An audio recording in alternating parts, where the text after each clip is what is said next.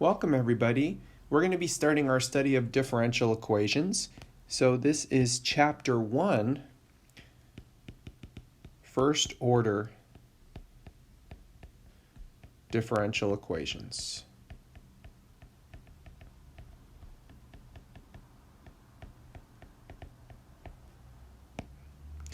In particular, we're starting 1.1, and 1.1 is just called differential equations everywhere. The goal of this is to give some definitions and some motivation and an idea of where we're going, okay? So differential equations everywhere.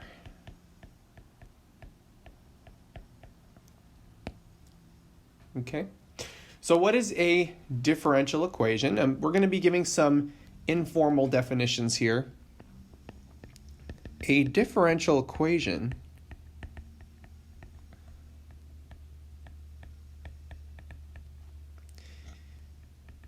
is any equation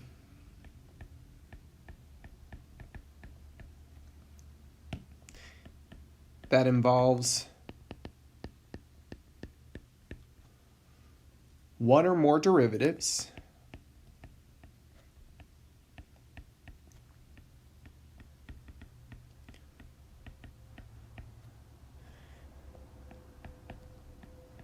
of an unknown function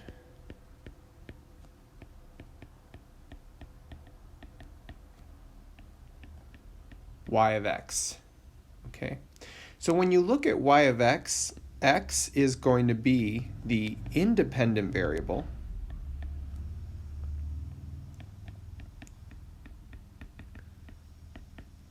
and y is going to be the dependent variable.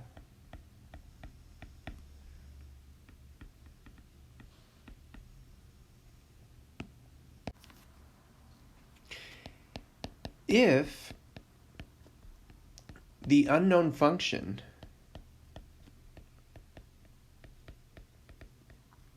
has only one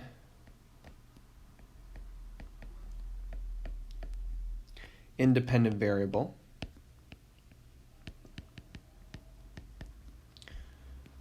we call it an ordinary differential equation.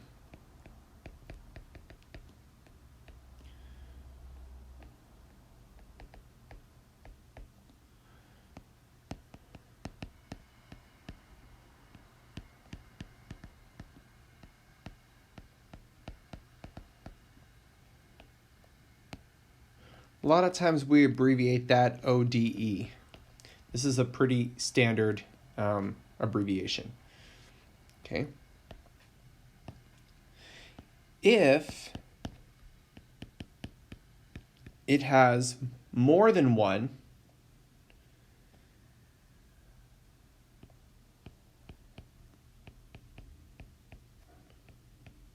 independent variable,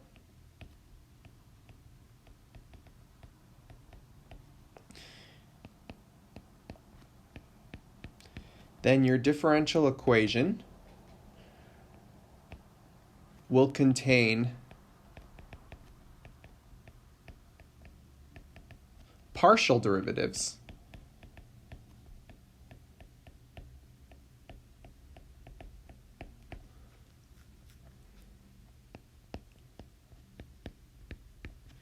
and what this means is that the DE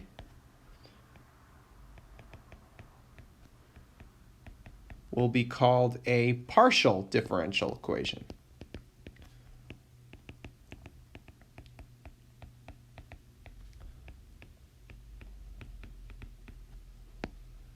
And these are abbreviated PDE. Okay. Partial differential equations are extremely complicated, so I don't think we're going to be doing any of those in this class. People get their PhDs on this topic, so this is not. This is a very complicated thing. Okay, we're pretty much going to be dealing with ordinary differential equations in this class. Okay. All differential equations have a constant of integration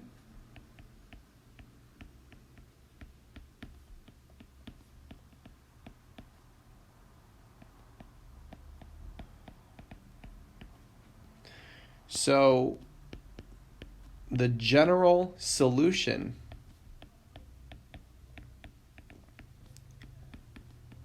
of a differential equation will always be a family of functions.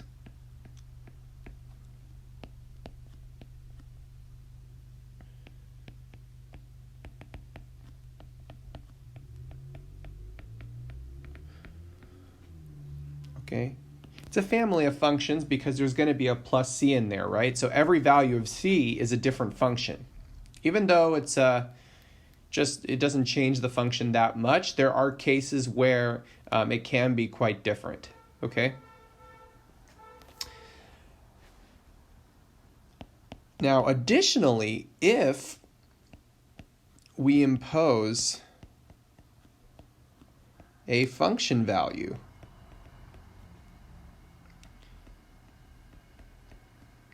condition on the differential equation, we call the differential equation an initial value problem.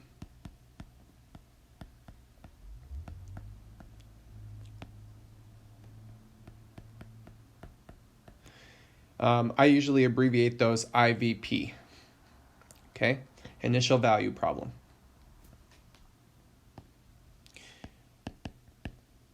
An IVP has what we call a particular solution. We don't call it a general solution because it doesn't have a plus c in there. So it has a particular solution.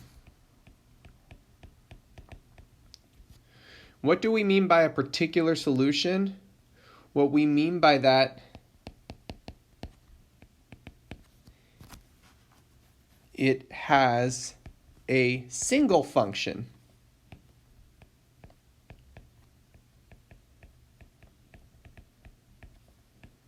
Not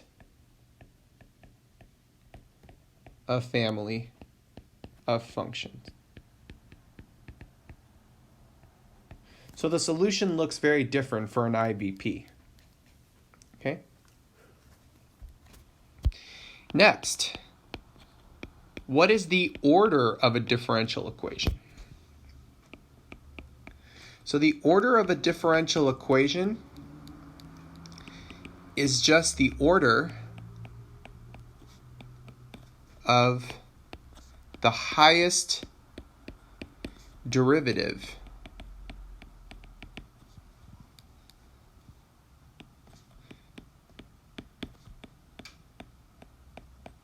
that appears in the differential equation. Okay?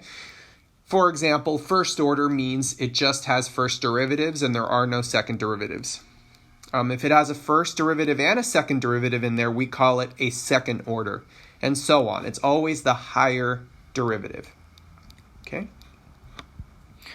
Next, a differential equation is called linear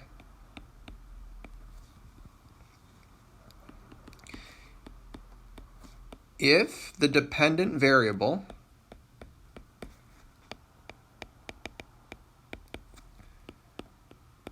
and all of its derivatives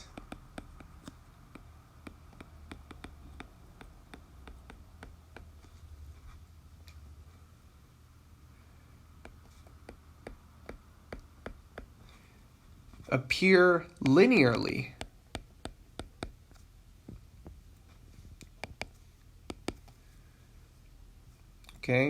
throughout the equation.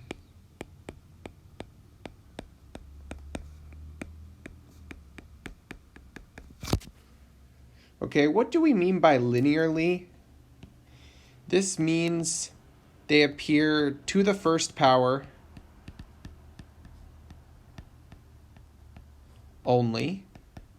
And, they're no trig functions, no logs, no nothing, okay? Linear means that all of the dependent variables appear just by themselves to the first power.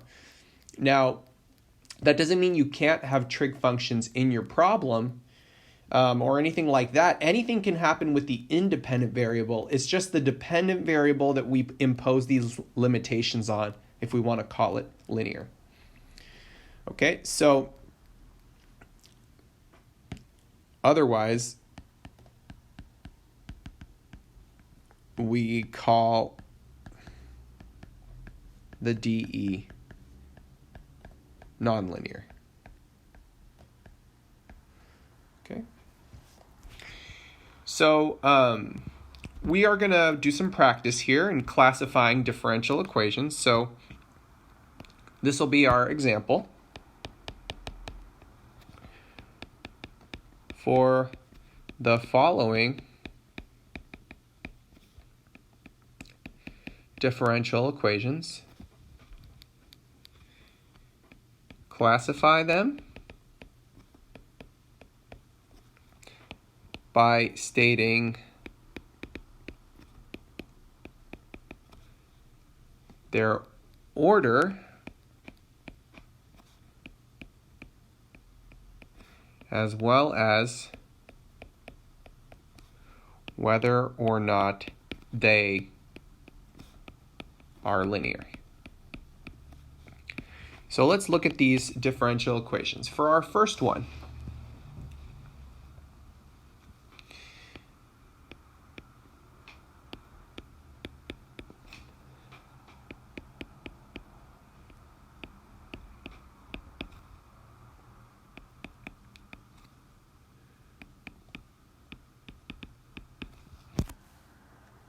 let's look at this differential equation. So first of all, what order is it? I do see a second derivative in this differential equation, so this would be a second order.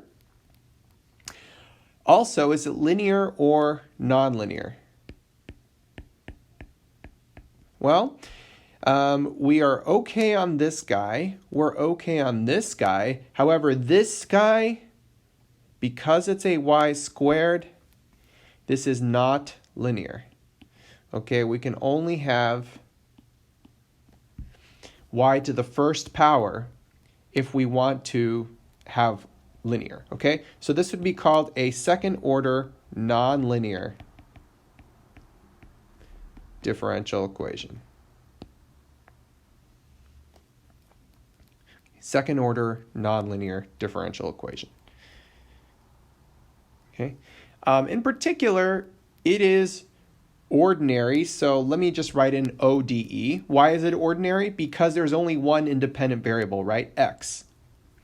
Okay, so let's just keep classifying. I think this is good practice. So next one. ds dt equals e to the 3t times, sorry, that does not look like a t, e to the 3t times s minus 1.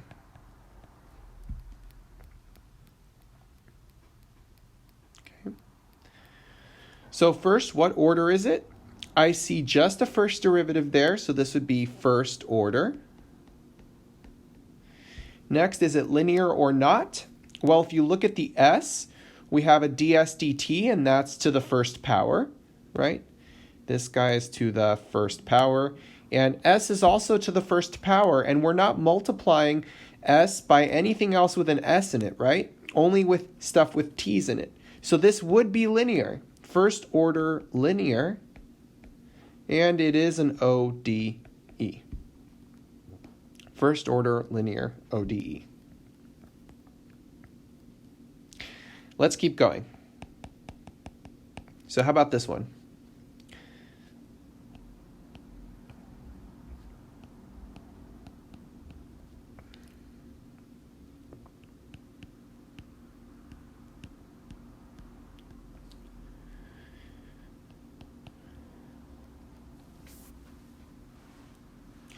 Well, I see a second derivative, and that's as high up as we go. So this is a second order.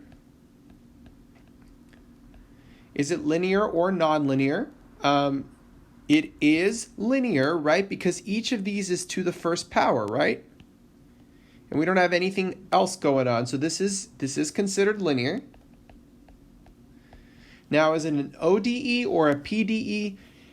You notice that these are partial derivatives, right? We have two independent variables, x and y. U is the only dependent variable. And so this is actually a PDE. Second order linear PDE. Okay, let's keep going.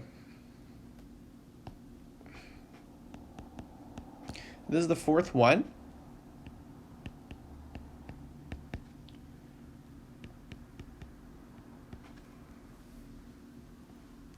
Some of you guys may remember this differential equation. You've seen this before. This is actually the law of natural growth, okay?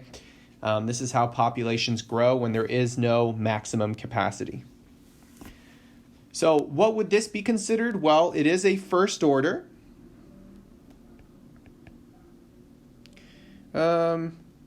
First order. And it is linear, right? Because this guy's to the first power. This guy's also to the first power. And this is an ODE, right? There's only one independent variable, the t.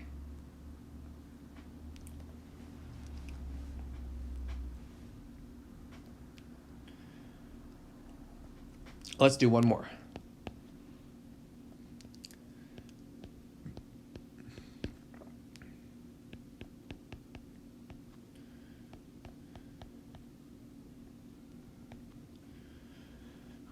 Some of you may remember this guy. You've seen this before. This is actually Newton's law of cooling. This tells us how an object cools down when you know what its surrounding temperature is. We will come back to this, okay? What would this be? Well, these are constants. Don't get confused here. We've got a lot of constants floating around. So K is a constant. In this one, the K and the Tm is a constant. So don't worry about those. Okay, so this is a first order, right? Because we've only got a first derivative. And it is linear, right? Why is it linear? Because this is to the first power, and the t is to the first power over here. And it is an ODE. Because only one independent variable, the independent variable is little t, right? So this is just a rough idea of the terminology that's involved. So learning the terminology is important because we are going to be classifying differential equations and how we solve them depending on what type they are. Okay, so what we're going to talk about now is an interesting problem that pops up from time to time. It's called the orthogonal trajectory problem.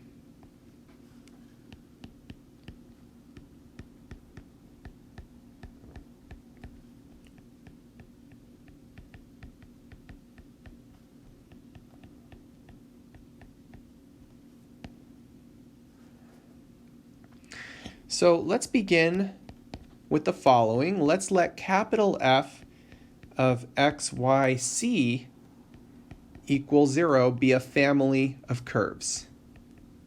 We know it's a family because of the c in there, right? Let's let it be a family of smooth curves. Smooth just means that they're differentiable, so they have derivatives, okay? If this is actually a definition, okay?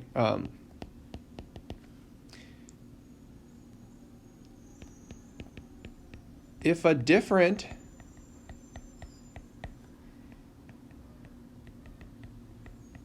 family of curves, g of x, y, k equals 0, intersects f of x, y, c equals 0 only at right angles,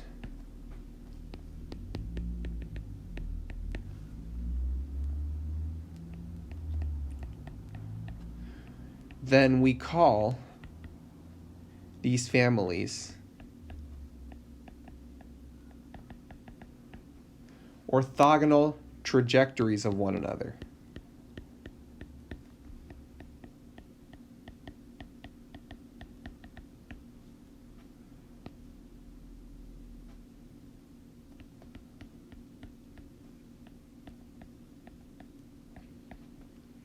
Okay. What's an example of this?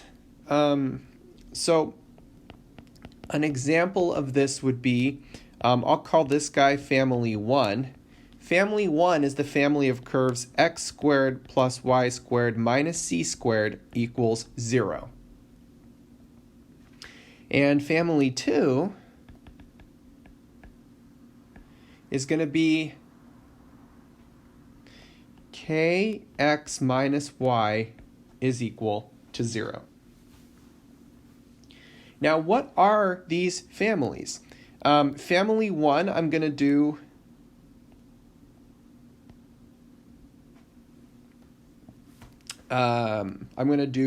with one color. Let me do those in blue. Okay. So family 1, these guys are circles, right? These are circles about the origin, because if you move the c squared to the other side, you have x squared plus y squared equals c squared, right? So you've got your circles. And there's lots of them. I'm only going to draw 2, but they go outward, right? They go outward forever.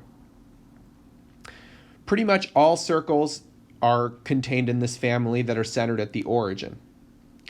Now, what about family 2? Well, if you solve for y here, y equals kx, these are just lines through the origin. So if we draw a couple of these lines,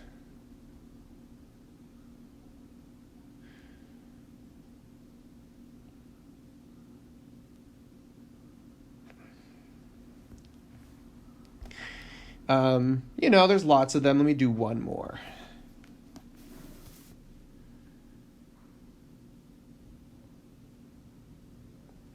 Something like that, okay? Now, something that we know from geometry is that these guys actually form right angles, don't they? Lines from the origin always intersect orthogonally. So, in other words, these two curves are orthogonal to each other all the time, and so we would say these two families are orthogonal trajectories.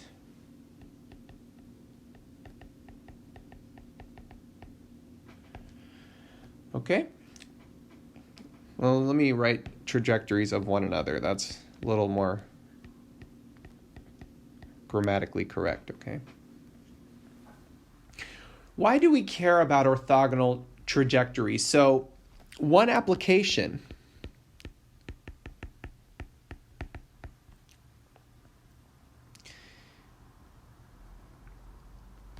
is that we can use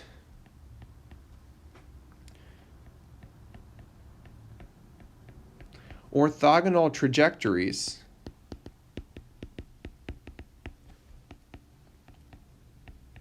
to create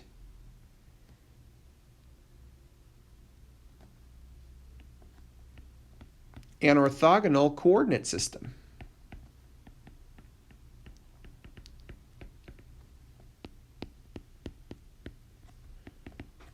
In R2. Think about this last example. Think about this last example that we did. So the last example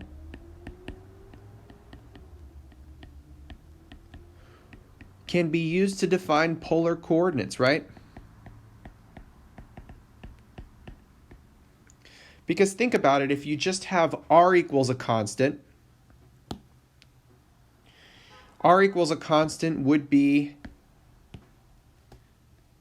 these circles, and then theta equals a constant would be the lines. So orthogonal trajectories are cool because we can use them to create new coordinate systems that might be useful for certain processes, right? You guys have all done calculus 2 and 3, so you understand how polar coordinates can be really helpful. Now, solving orthogonal trajectory problems can be a little tricky, but we just need to recall something that's true about things that are orthogonal. This is something that's true about two-dimensional geometry.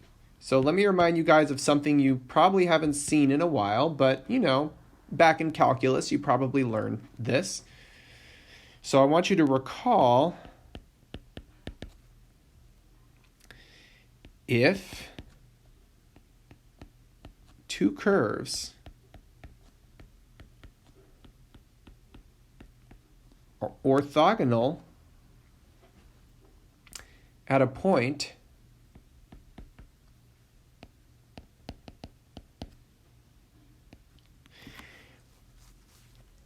the product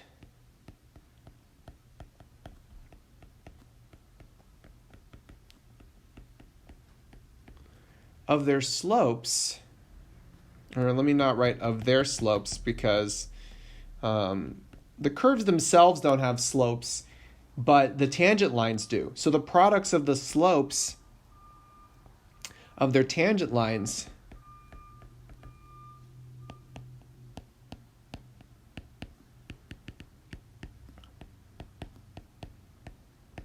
at that point is -1. Okay. Now this is something that you learned in algebra. If two lines cross at a 90-degree angle, then their slopes multiply to -1. Or another way to say that is their slopes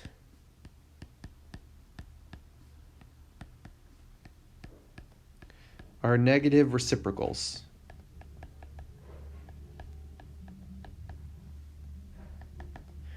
If M1 is a slope, then the other one's going to be -1 over M1 is going to be M2.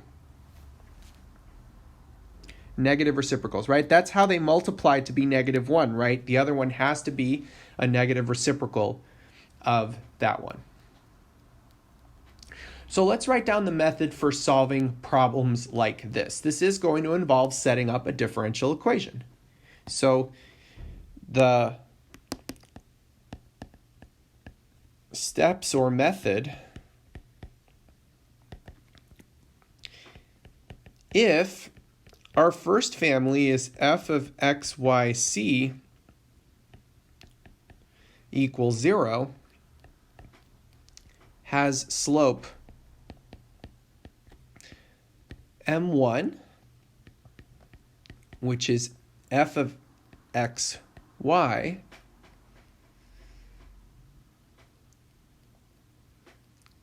then the slope of the family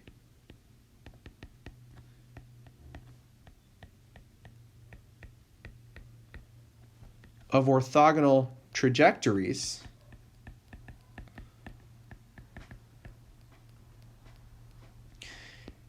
g of x, y, k equals 0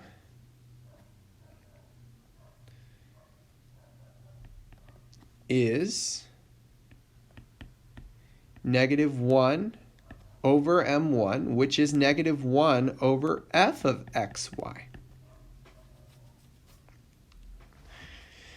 What does this mean?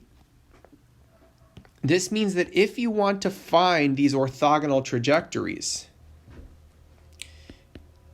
the orthogonal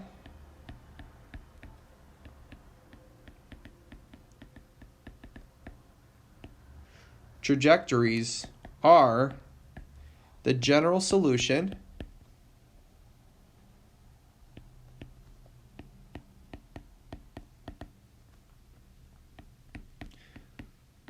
of the following differential equation. dy dx is equal to negative 1 over f of x, y. This is how you set up the differential equation, right? Because remember, dy dx means slope. Don't forget, guys, this means slope.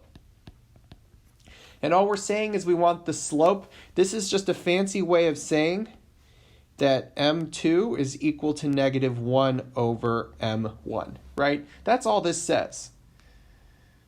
Okay, except we're setting it up as a differential equation and then we're solving it. Now, we're going to do an example. Solving this example, though, is going to require us to remember the technique of separable differential equations.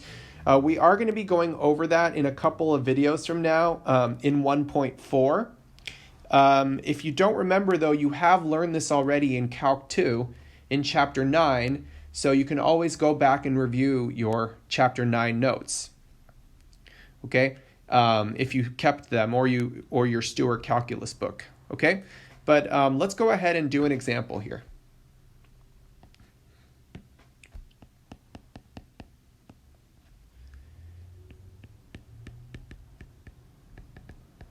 Determine the equation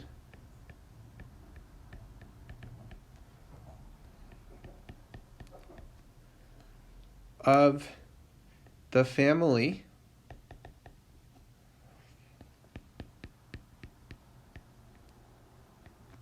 of orthogonal trajectories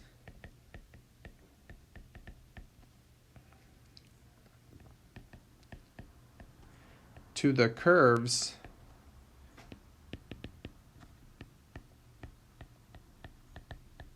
with equation y squared equals cx. Okay, so this is the family here. Okay, we are trying to figure out what the curves would be that intersect these curves at right angles. Okay. So step one, we need to figure out what the slope is. So first, let's find M1. How do we find M1? Well, we can differentiate this to find the slope using implicit differentiation. So we're going to take the derivative with respect to x of this guy. Now, if we take the derivative with respect to x, we get the following. 2y times dy dx is equal to c. And then if you solve for dy dx, you end up with c over 2y. Okay. This is, what we just found is exactly our M1, okay? So this is our function. This is M1.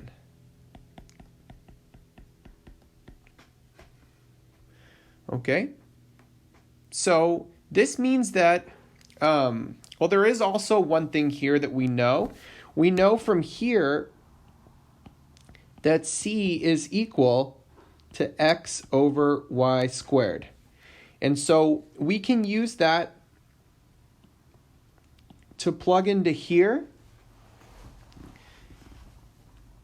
Oh, sorry, I wrote that wrong. It's not c over, it's y squared over x. I apologize. Y squared over x. We can use this to eliminate the c here. So what we end up with is f of x, y is equal to, what would that be? It would be negative, yeah, let me see.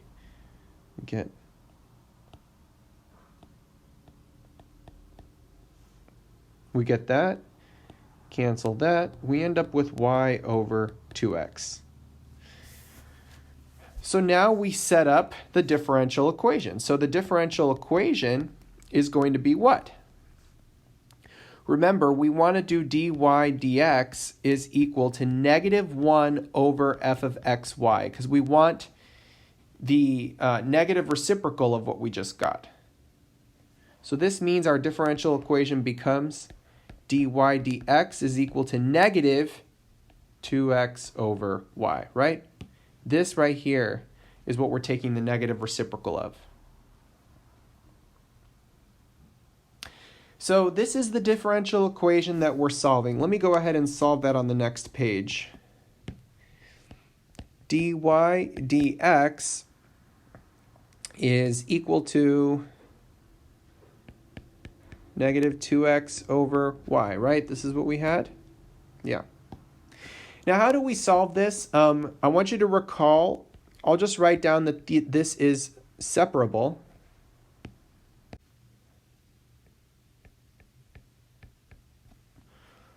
Okay, so we write y dy is equal to -2x dx.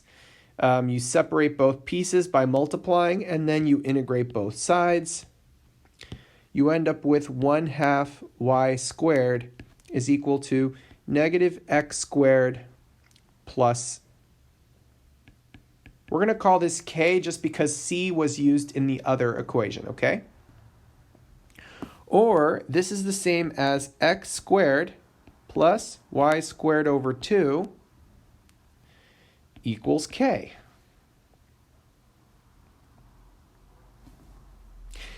What are these? These are ellipses, right? If we divide everything by k, you end up with x squared over k plus y squared over 2k is equal to 1, and you can clearly see that this is an ellipse. Not an ellipse, it's a family of ellipses, right? So, the orthogonal trajectories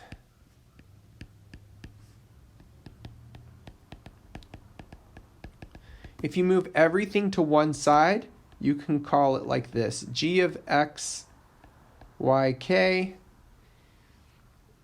is equal to x squared plus y squared over 2 minus k, which is equal to 0. These are the orthogonal trajectories. If you were to draw a picture of what this looks like, remember our original curves were y squared equals cx, and these are exactly parabolas. Maybe something like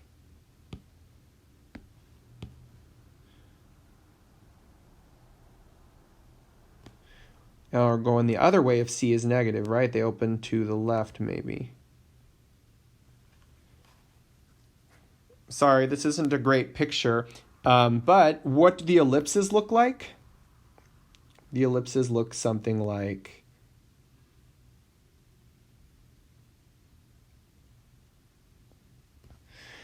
so I know it's not perfect, but you know, hopefully you could see what we're trying to illustrate here, that these do form right angles with. Every ellipse forms a right angle to every parabola that we draw using this method. Okay. Thanks guys for watching. I'll see you on the next video.